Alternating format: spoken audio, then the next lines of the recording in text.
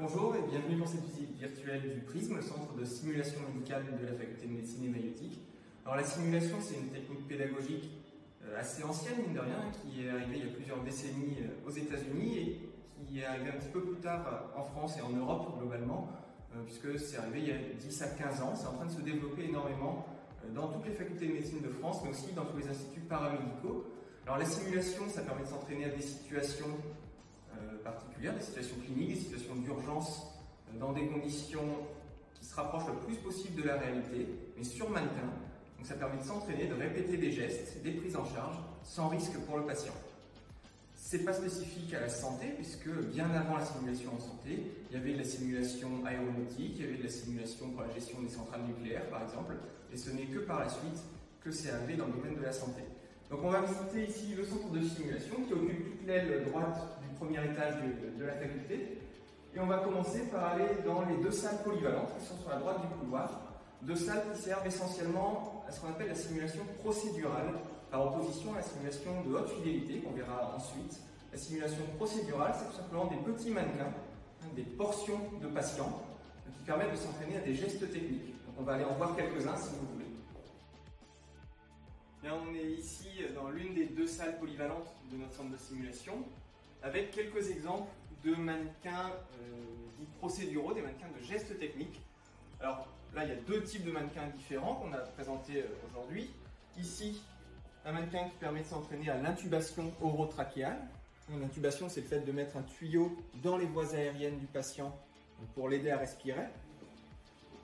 Et puis, de l'autre côté, on vous présente un mannequin de ponction lombaire. La ponction lombaire, c'est le fait d'introduire une aiguille dans le dos du patient, entre les vertèbres, pour aller recueillir le liquide qui enveloppe la moelle épinière. Ce sont deux exemples parmi d'autres. On a aussi des mannequins de ponction pleurale, des mannequins de suture, des mannequins de gaz du sang. Le gaz du sang, c'est une prise de sang dans une artère au niveau du poignet, et plein d'autres gestes techniques plus ou moins compliqués, plus ou moins risqués, plus ou moins anxiogènes aussi, que ce soit pour le patient ou pour l'étudiant. Et donc voilà, tous les étudiants s'entraînent aux gestes techniques sur mannequin avant d'aller les pratiquer sur les patients. Donc là, on va vous faire une démonstration d'une intubation orotrachéale. Donc le but, c'est d'insérer ce tuyau par les voies aériennes, par la bouche et le pharynx jusque dans la trachée du patient pour le faire respirer artificiellement. Donc pour ça, on utilise cet instrument qu'on appelle un laryngoscope. On bascule la tête du patient en arrière. On vient glisser la lame du laryngoscope sur la langue. Et avec un geste bien précis, on arrive à visualiser les cordes vocales et donc l'entrée de la trachée. Et on va pouvoir glisser la sonde comme ceci. Ensuite, on va venir gonfler un petit ballonnet qui va se coller en fait contre les parois de la trachée pour créer l'étanchéité.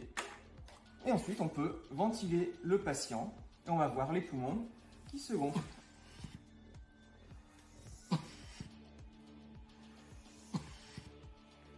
Et donc maintenant, je vais vous montrer un autre geste qu'on appelle la ponction lombaire. On va utiliser cette aiguille qu'on va insérer à travers la peau du dos pour aller récupérer donc, le liquide qui entoure le système nerveux central. Alors évidemment, là, on simplifie un petit peu. Je ne reproduis pas toutes les étapes d'antisepsie, je ne porte pas de gants et je vais tout faire moi-même pour la simplicité de la démonstration. Donc, l'aiguille se présente comme ceci, en deux morceaux. On repère avec les mains ce qu'on appelle les crêtes iliaques, c'est le sommet des os qui forment le bassin. On trace une ligne entre les deux, et cette ligne, elle passe par une vertèbre bien particulière, qui est la quatrième vertèbre lombaire. Et donc on va piquer soit juste au-dessus, soit juste en dessous de cette vertèbre. Donc je vais le faire juste au-dessus, donc on va piquer entre la troisième et la quatrième vertèbre lombaire. J'insère l'aiguille comme ceci. Et là, les mannequins de simulation sont très réalistes et donc je sens toutes les résistances en fonction des structures que l'aiguille traverse. Et là, je sais que l'extrémité de mon aiguille est dans le liquide qui enveloppe le système nerveux. Donc, je vais pouvoir retirer l'une des parties de l'aiguille et le liquide va couler tout doucement. Il arrive goutte à goutte, comme en vrai. Et donc on va maintenant parler de la simulation haute fidélité, qui est l'autre type de simulation, après la simulation procédurale, de gestes. La simulation haute fidélité, c'est l'utilisation de mannequins complets, des mannequins qui reproduisent un patient dans son intégralité, dans un environnement qui reproduit l'environnement hospitalier. On va ensuite les voir, il y en a 3 chambres de simulation dites haute fidélité, haute technologie. Ici, on est dans une petite salle qu'on appelle la bulle, qui sert essentiellement de salle de briefing et de débriefing lors des séances de simulation. Ce qui se passe dans les chambres est projeté ici, comme ça les étudiants peuvent voir ce que font leurs collègues pour ensuite pouvoir en discuter lors du débriefing.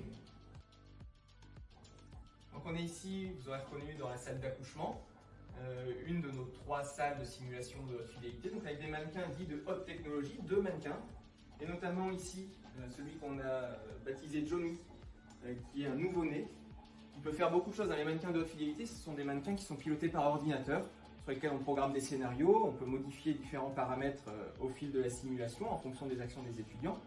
Et donc Johnny, par exemple, il respire, il bouge, il peut devenir bleu autour des lèvres s'il a des difficultés à respirer. On peut l'intuber, on peut le perfuser au niveau du cordon ombilical, et plein d'autres choses encore. Donc voilà, Johnny, qui permet de s'entraîner à la réanimation néonatale en salle de naissance. Et puis de l'autre côté, on a Simone. Simone qui est notre mannequin d'accouchement, également piloté par ordinateur, qui permet de s'entraîner à des choses très simples comme des choses très complexes. On peut faire des accouchements normaux, on peut s'entraîner à la mécanique obstétricale, avec notamment des accouchements dans des positions anormales, enfin avec des présentations fétales anormales, pour s'entraîner à l'utilisation des forceps ou des ventouses par exemple. Et puis on peut aussi faire des scénarios d'hémorragie de la délivrance. L'hémorragie de la délivrance, c'est une complication grave, heureusement rare dans nos pays développés, et c'est une complication grave de l'accouchement. Et donc nos étudiants, sages-femmes, passent ici en 4e et 5e année plusieurs fois avant d'être diplômés pour s'entraîner à la prise en charge de cette pathologie. Et donc ce sont des mannequins pilotés par ordinateur. Donc on a à côté le moniteur qui permet de surveiller en temps réel les paramètres vitaux, donc ici de la maman, mais aussi, dans le cas particulier de la salle d'accouchement, cette partie basse de l'écran correspond à ce qu'on appelle le rythme cardiaque fœtal. Donc on a la première courbe qui correspond à la fréquence des battements du cœur du bébé. On voit qu'il s'accélère à certains moments, et ces moments où il s'accélère correspondent aux pointes qu'on a ici, et ça c'est les contractions de l'utérus. Donc ça c'est quelque chose qui est utilisé dans toutes les salles de naissance en France, et qui permet de dépister d'éventuelles souffrances fœtales in utero, qui ferait qu'on devrait accélérer un petit peu le travail et l'accouchement. Et on est ici pour terminer dans la 3e chambre de simulation. Nous en avons montré que 2, la salle d'accouchement et celle-ci, mais c'est assez représentatif de ce qu'on peut faire dans notre centre. Donc avec à nouveau un mannequin de haute fidélité, je vais vous montrer une partie des possibilités offertes par ce mannequin. Mais avant, je vais vous montrer l'envers du décor, puisque les mannequins de haute technologie sont pilotés par ordinateur, et donc on a dans chacune des salles un poste de pilotage. Donc ici, c'est le serveur avec toutes les caméras qui filment la pièce et qui sont retransmises ensuite dans la salle de débriefing pour que les autres étudiants puissent voir ce qui se passe. On a un système audio également. Et puis l'ordinateur de pilotage du mannequin.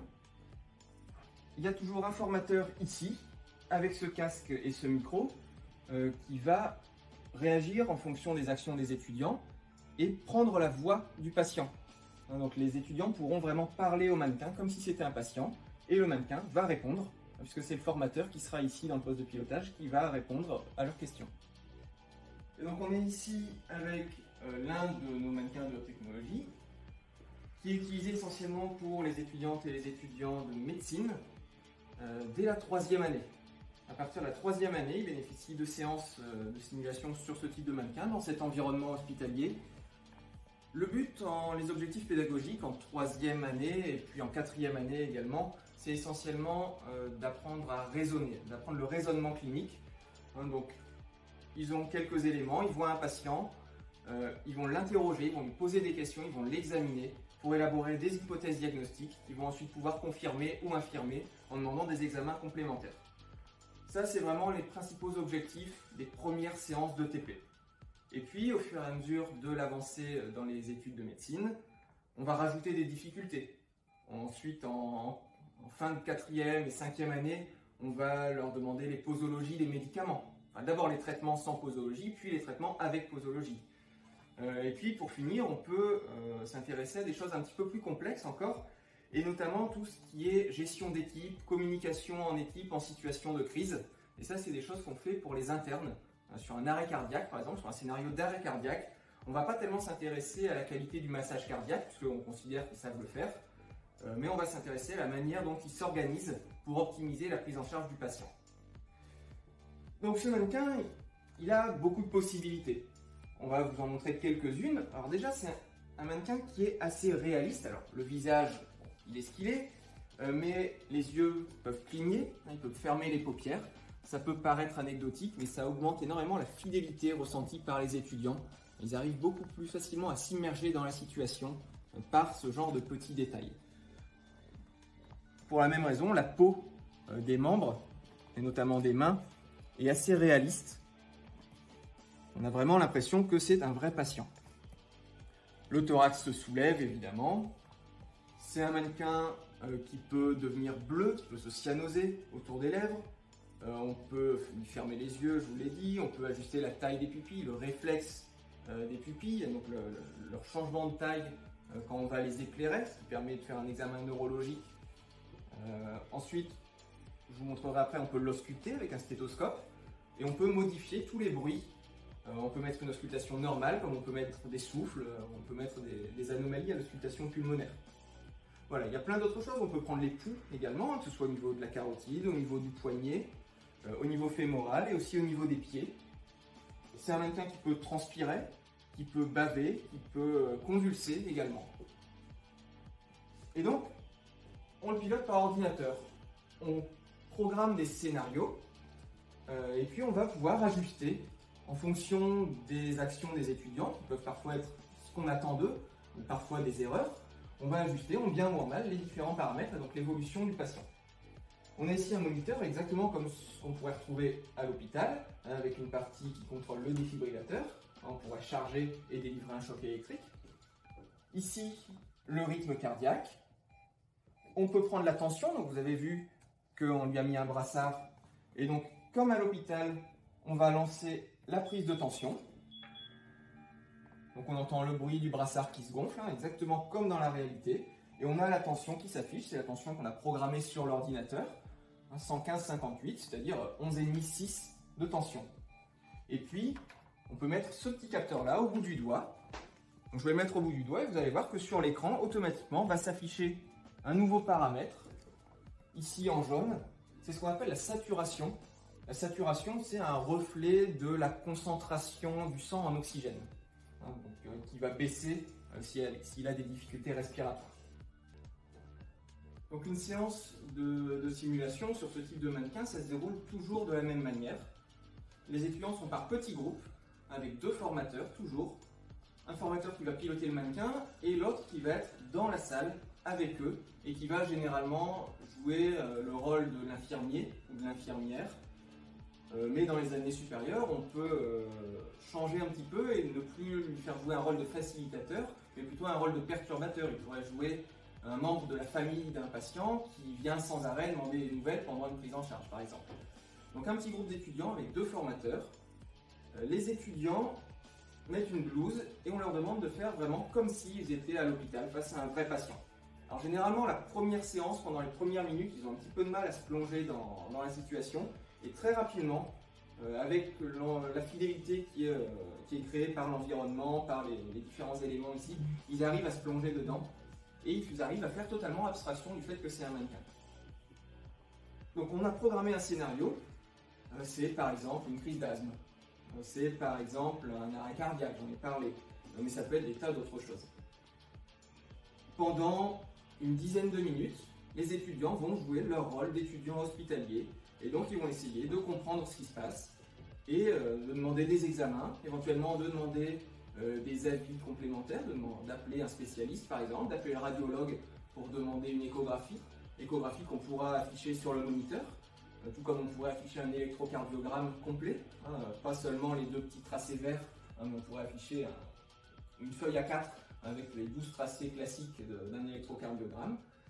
Donc voilà, pendant 10 minutes, ils jouent leur rôle, et ensuite, on part en débriefing. Et le débriefing, c'est vraiment le moment le plus important de la séance, puisque les étudiants qui étaient dans la salle de débriefing et qui ont vu ce qui se passait ici, ce que faisaient leurs collègues, ont pris des notes pendant ce temps-là, et si c'est possible, en tout cas, on va laisser les étudiants débriefer entre eux. Et souvent, c'est beaucoup plus pertinent de faire ça, parce qu'ils arrivent en discutant entre eux à mettre en évidence ce qui a été bien fait, ce qui aurait pu être fait différemment. Et le plus souvent, dans les débriefings, les formateurs interviennent très peu, seulement à la fin pour faire une synthèse. Donc voilà le déroulement d'une séance. Je vais vous montrer un petit peu ce qu'on peut faire avec le mannequin. Alors en vidéo, c'est pas forcément évident parce qu'il y a beaucoup de choses qui se font à l'auscultation. Mais voilà, ça c'est l'ordinateur qui normalement est dans le poste de pilotage, qu'on a amené ici. On peut par exemple modifier la taille des pupilles. Les pupilles, c'est le petit point noir qui est au milieu des yeux. Donc là, il est très petit. Et là, je vais l'augmenter. Là, il est de taille à peu près normale. Et on peut même l'augmenter encore plus. Ça, c'est ce qu'on appelle le myosis et la mydriase. L'augmentation ou la diminution de la taille des pupilles. C'est signe d'atteinte neurologique assez variée. Ensuite, on peut modifier tous les paramètres respiratoires. On pourrait, par exemple, créer un obstacle, un œdème de la langue, un gonflement de la langue, ici, qui rendrait difficile l'intubation. Là, la langue se gonfle réellement, elle a doublé de volume, il y a de l'air qui est venu gonfler la langue. Ensuite, on peut modifier tous les bruits auscultatoires. Alors là, évidemment, vous n'allez pas pouvoir l'entendre, mais on a cet écran de contrôle et on peut modifier l'auscultation cardiaque. Si vous faites un petit peu attention quand vous allez chez votre médecin, vous savez que normalement il pose son stéthoscope à 4 endroits différents sur votre thorax pour écouter votre cœur. Et bien ces 4 foyers auscultatoires, on peut modifier et on peut mettre un bruit normal, mais aussi des souffles de différents types. Pareil pour les poumons. On pourrait tout à fait simuler une crise d'asthme avec des bruits, ce qu'on appelle des sibilants, des sifflements à l'auscultation pulmonaire. On peut évidemment modifier en temps réel la fréquence cardiaque et le rythme cardiaque aussi. Là, on voit qu'il n'est pas régulier, le rythme, il y a ce qu'on appelle des extrasystoles, des petits battements en plus, mais on pourrait faire des troubles du rythme beaucoup plus graves, soit programmés dans le scénario, en fonction des actions des étudiants. On peut tout à fait imaginer que dans le scénario, on ait prévu un changement, un passage en arrêt cardiaque, par exemple, au moment où l'étudiant aura injecté un médicament. Puisqu'on peut le perfuser, on peut injecter des produits. Il y a tout un système qui permet de détecter le médicament injecté par un système de puce RFID, comme sur les cartes sans contact. Et donc on peut programmer ça. On peut modifier la tension artérielle, la saturation en oxygène, etc. S'il passe en arrêt cardiaque, on a en temps réel le feedback sur la qualité de la réanimation, sur la qualité des compressions thoraciques, par exemple. Le formateur qui est devant son ordinateur va voir en temps réel si l'étudiant fait bien la réanimation cardio-pulmonaire. Voilà, maintenant vous savez tout ou presque sur le Prisme, notre centre de simulation. À bientôt!